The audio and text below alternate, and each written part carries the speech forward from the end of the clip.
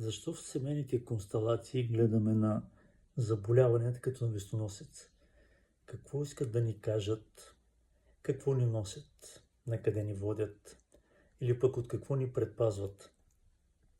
Семейните констелации дават един различен поглед, по-дълбок разрез на това, което е потиснато вътре в нас.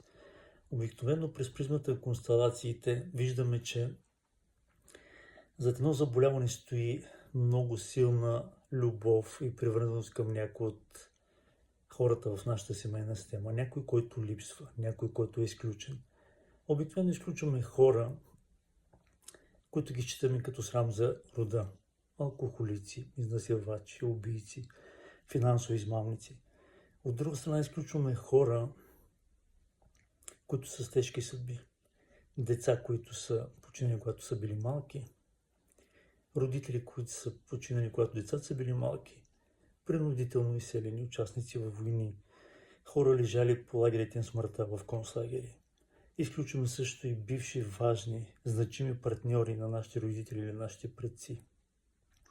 И всичко това оказва влияние в нашия живот, поколенията след тях.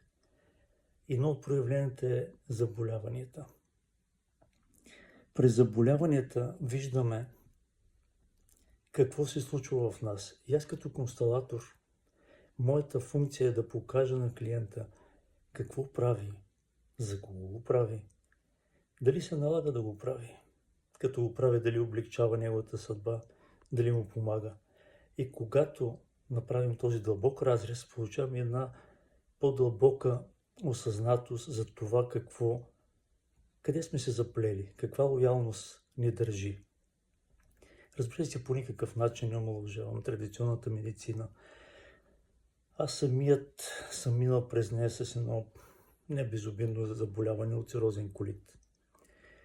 Ползвал съм лечения, медикаменти и предписанията бяха до живот да използвам медикаменти, които са ми предписани.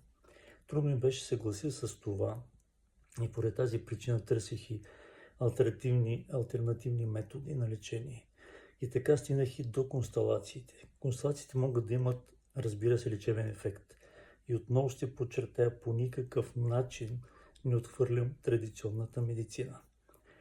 Но констелацията, която ми беше направена по повод здравословния проблем, който имам, от тогава вече са минали 2 години. Аз нямам никаква симптоматика на заболяването. Не спазвам хранителен режим, което беше задължително